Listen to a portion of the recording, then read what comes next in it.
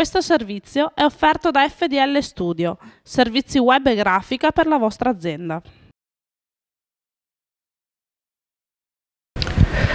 La Confesercenti accetta la sfida della riduzione dell'attività commerciale derivante dalla crisi e propone come soluzione la capacità delle piccole attività commerciali che operano nei centri urbani, poiché il piccolo esercizio commerciale da solo non è in grado di competere con la grande distribuzione organizzata. Soprattutto nel Montagnanese, con Megliadino San Fidenzio che accorpa ben 3 centri commerciali. Questa è, in estrema sintesi, l'intervista al vicepresidente vicario della Confesercenti e presidente mandamentale del Montagnanese, Alberico Pessa. Come va il commercio in questo momento? Ma anche in questa zona il commercio soffre come soffre in tutta Italia. Purtroppo facciamo parte anche noi di un paese che è in crisi e particolarmente si sente in queste zone dove già eravamo con redditi inferiori alla media.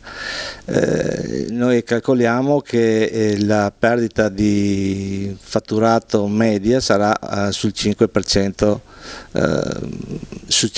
mentre su certi settori si arriverà addirittura al 10%. Quali sono i settori che soffrono di più?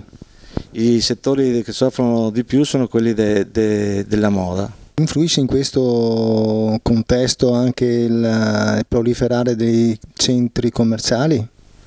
Certamente i centri commerciali non hanno dato una mano alla piccola e media impresa che opera nel tessuto urbano, però ripeto, il problema più grosso è la crisi economica che soprattutto si sente in questo territorio che viveva di prodotti dell'agricoltura, di prodotti dell'edilizia e del mobile di Casale di Scodosia, che sono 3 settori che sono stati trainanti della nostra economia ma che in questo momento sono in forte sofferenza.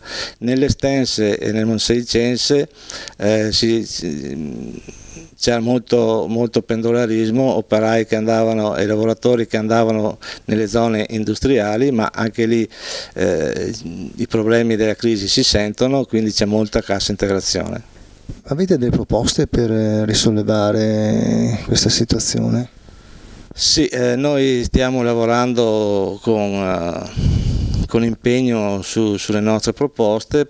Praticamente noi pensiamo che non si possa, il piccolo commercio al dettaglio che vive nei centri storici non possa più andare da solo. Abbiamo bisogno di creare dei comitati organizzativi, di metterci insieme per affrontare le sfide del futuro.